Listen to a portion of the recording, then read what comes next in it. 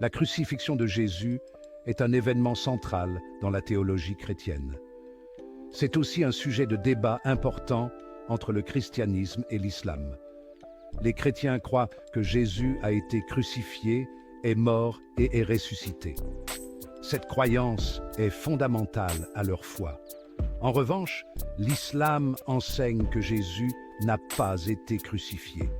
Au lieu de cela, il soutient qu'une autre personne a été faite pour lui ressembler et a été crucifiée à sa place. L'importance de la crucifixion dans les deux religions ne peut être surestimée. Pour les chrétiens, elle représente le sacrifice ultime pour les péchés de l'humanité. Pour les musulmans, c'est un point de divergence avec les croyances chrétiennes, soulignant que Jésus est un prophète plutôt qu'une figure divine. Ce vidéo explorera ces points de vue divergents et leurs implications. Si vous trouvez cette discussion intéressante, n'oubliez pas de vous abonner à notre chaîne et d'aimer cette vidéo pour plus de contenu fascinant. Dans le christianisme, la crucifixion de Jésus est un événement crucial. On pense que c'est le moment où Jésus a pris sur lui les péchés du monde. Selon la doctrine chrétienne, cet acte de sacrifice était nécessaire au salut de l'humanité. Le concept de péché originel et le besoin de rédemption sont au cœur de cette croyance. 1 Corinthiens chapitre 15 verset 14 dit « Et si Christ n'est pas ressuscité, notre prédication n'a aucun sens et votre foi non plus. » Ce verset souligne l'importance de la résurrection, qui est directement liée à la crucifixion. Sans la crucifixion, il n'y aurait pas de résurrection, et donc pas de fondement pour la foi chrétienne. La divinité du Christ est une autre doctrine clé qui repose sur la crucifixion. Les chrétiens croient que Jésus, étant à la fois pleinement divin et pleinement humain, a pu expier les péchés de l'humanité par sa mort. Cette croyance en la nature divine de Jésus est ce qui distingue le christianisme des autres religions, y compris l'islam. La crucifixion est également considérée comme l'accomplissement des prophéties de l'Ancien Testament. Les chrétiens croient que la mort de Jésus a été prédite par les prophètes et qu'elle est un témoignage du plan de Dieu pour le salut. Cet événement est commémoré chaque année pendant Pâques, qui est considérée comme la fête chrétienne la plus importante. L'islam présente un récit différent concernant la crucifixion de Jésus. Selon les enseignements islamiques, Jésus n'a pas été crucifié. Au lieu de cela, quelqu'un d'autre a été fait pour lui ressembler et a été crucifié à sa place.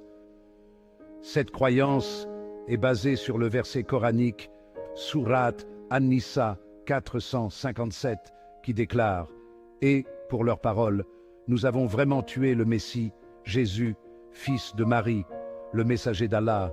Or, ils ne l'ont ni tué ni crucifié, mais ce n'était qu'un faux semblant. » Et ceux qui ont discuté sur son sujet sont vraiment dans l'incertitude.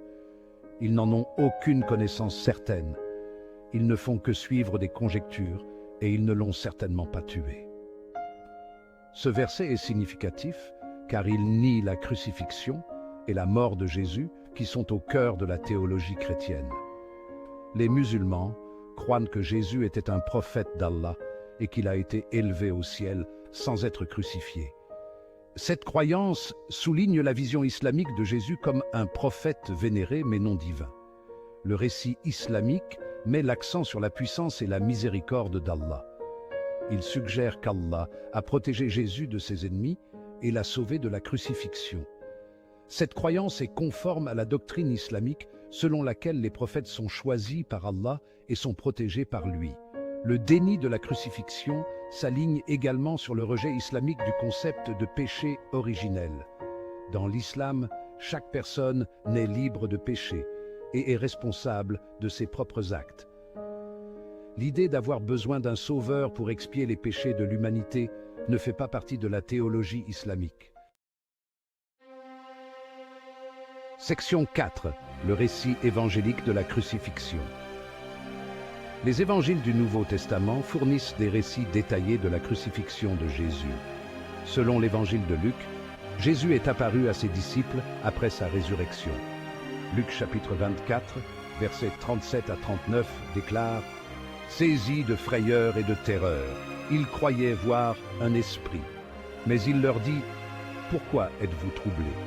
Et pourquoi ces raisonnements s'élèvent-ils dans vos cœurs? Voyez mes mains et mes pieds, c'est bien moi. Touchez-moi et voyez, un esprit n'a ni chair ni os, comme vous voyez que j'ai. » Ce passage est crucial car il souligne la réalité physique de la résurrection de Jésus. Il soutient la croyance chrétienne selon laquelle Jésus est mort et est ressuscité corporellement. La réaction initiale de peur et de doute des disciples souligne la nature extraordinaire de la résurrection. Les récits évangéliques détaillent également les événements qui ont précédé la crucifixion, y compris le procès de Jésus, ses souffrances et sa mort éventuelle sur la croix. Ces récits sont au cœur de la foi chrétienne car ils illustrent l'accomplissement des prophéties et le sacrifice ultime que Jésus a fait pour l'humanité. La crucifixion et la résurrection ne sont pas seulement des événements historiques pour les chrétiens, mais aussi des réalités spirituelles. Elles symbolisent la victoire sur le péché et la mort et offrent l'espoir de la vie éternelle. Cette croyance en la résurrection est une pierre angulaire de la doctrine chrétienne et est célébrée chaque année pendant Pâques.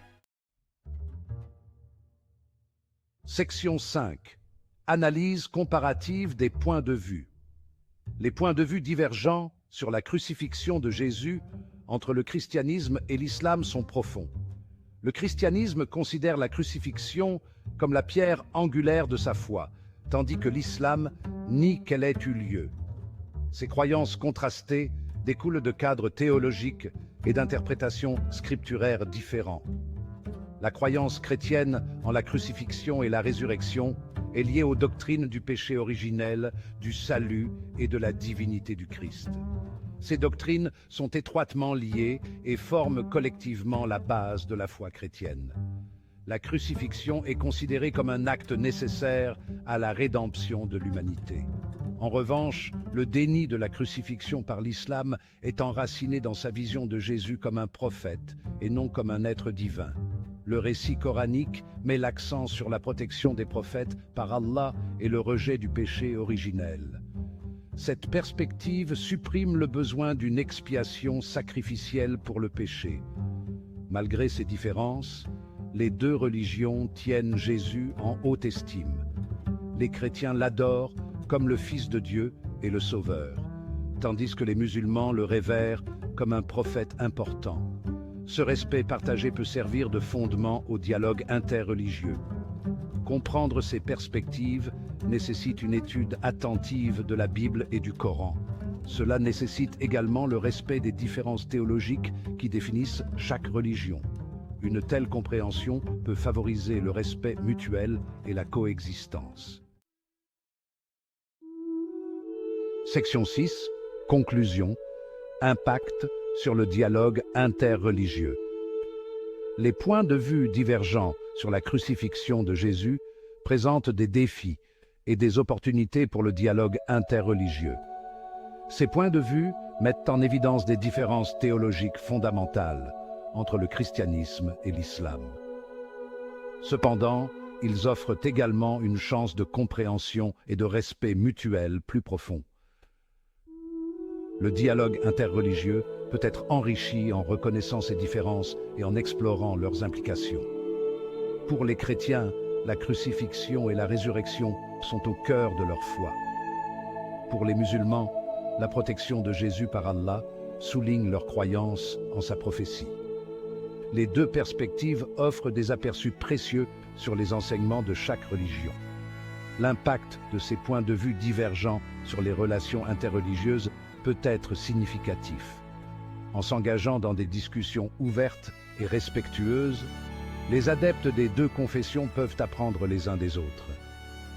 Ce dialogue peut aider à dissiper les idées fausses et à jeter des ponts de compréhension. En fin de compte, le but du dialogue interreligieux n'est pas de convertir, mais de coexister pacifiquement. En appréciant les croyances et les valeurs uniques de chaque religion, les chrétiens et les musulmans peuvent travailler ensemble à la réalisation d'objectifs communs. Cette coopération peut conduire à un monde plus harmonieux et plus respectueux.